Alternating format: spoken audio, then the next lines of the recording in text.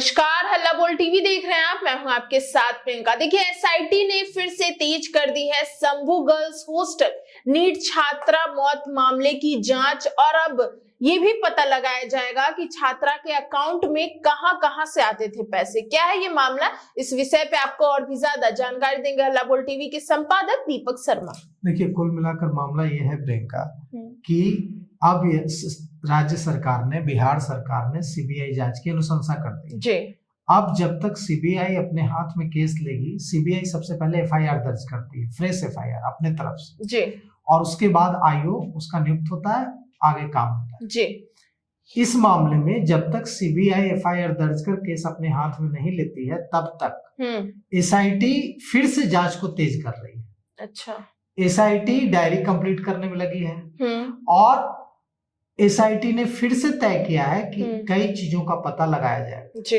इसको लेकर वरीय अधिकारियों की बैठक भी हुई है और फैसला लिया गया है कि हम कैसे कैसे जांच शंभू गर्ल्स हॉस्टल कांड में, नीट छात्रा कांड में आगे बढ़ाएंगे। बिल्कुल। इसमें सबसे पहले यह पता लगाने का प्रयास पुलिस करेगी कि छात्रा के अकाउंट में जो पैसे आते थे वो कहां से आते थे, बिल्कुल, किस किस अकाउंट से भेजे जाते थे, यह पता लगाने की कोशिश करेगी। दूसरा, यह पता लगा, पुलिस को छात्रा की उम्र को लेकर संदेह है। अच्छा, जो पुलिस का कहना है कि जो सर्टिफिकेट दिए गए हैं उसमें अलग अलग डेट लिखी हुई है, तो पुलिस अब जहां से छात्रा पढ़ी है वहां जांच कराएगी और उसका पता लगाएगी कि छात्रा की उम्र असल में है क्या वो नाबालिग है या बालिग है।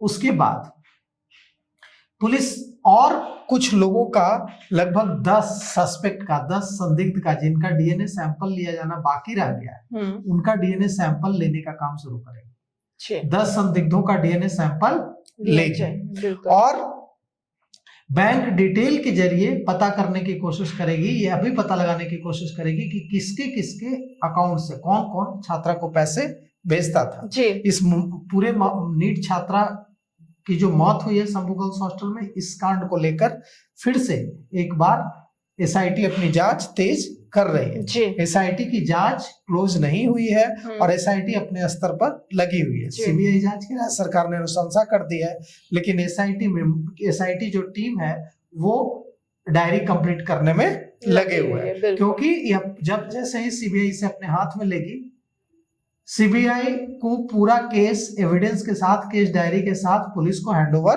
करना होगा। स्कूल के ओरिजिनल सर्टिफिकेट निकाले जाने की भी कोशिश करेगी पुलिस, ताकि छात्रा की असली जो उम्र है वो पता चल सके। और मजिस्ट्रेट की मौजूदगी में जो 10 संदिग्ध सस्पेक्ट बच गए हैं, जिनके डीएनए सैंपल नहीं लिए गए हैं, उनके डीएनए सैंपल लिए जाएंगे। एक बात और है कि जो छात्रा डायरी लिखती थी उसमें सूत्रों से पता चला है कि छात्रा ने डायरी में लिखा था आई एम अलोन। बिल्कुल। अब एसआईटी इसकी भी जांच कर रही है कि छात्रा ऐसा क्यों लिख रही थी, वो अकेलापन क्यों महसूस कर रही थी। उसका घर यहाँ से कुछ मतलब 40-50 किलोमीटर की दूरी पर था। बिल्कुल, बहुत ज्यादा दूर तो नहीं था, वो घर आते जाते रहती थी। ऐसा नहीं था कि 1000 किलोमीटर दूर आके रह रही थी, 40-50 किलोमीटर की दूरी पर घर था। बिल्कुल। तो क्यों उसे इतना अकेलापन सता रहा था, और उसने अपनी डायरी में अपने परिवार के बारे में, अपने दोस्तों के बारे में, अपने भाई के बारे में, अपने निजी जीवन के बारे में बहुत सारी बातें लिखी थी।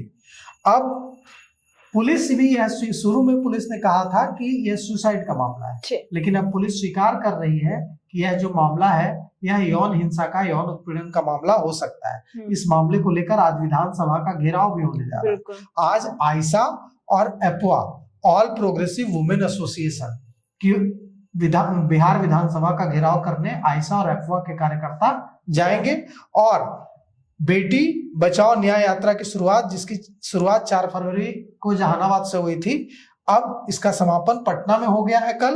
अब यह विधानसभा मार्च यह यात्रा करेगी और विधानसभा का घेराव करेगी। मांग है कि जवाबदेही तय हो। और अब तक जो पुलिस की जांच में जो चीजें सामने आई हैं उसमें एक डायरी मिली है जिसमें छात्रा ने लिखा है आई एम अलोन, और इससे पता चलता है कि छात्रा मानसिक तनाव में भी थी। पोस्टमार्टम रिपोर्ट में यौन उत्पीड़न की आशंका से इनकार नहीं किया गया है और परिवार ने जो पीड़िता के कपड़े पुलिस को सौंपे थे उसमें से एक कपड़े में सीमेन मिला है, जिसे पुलिस शुक्राणु कर रही थी, स्पर्म कर रही थी। और अब इस मामले में देखिए क्या कुछ होता है। तो सुना आपने कि एसआईटी किस तरीके से इस जांच को और आगे तेजी से बढ़ाने के लिए छात्रा की एज से लेकर उसके बैंक डिटेल से लेकर सभी की जांच करने जा रही है, और क्या कुछ निकलेगा ये देखना दिलचस्प होगा। हालांकि इन सबको लेकर आपकी क्या राय है कमेंट बॉक्स में बताएं। फिलहाल इस पेशकश में इतना ही। आगे की खबर देखने के लिए बने रहे हल्ला बोल टीवी के साथ। धन्यवाद।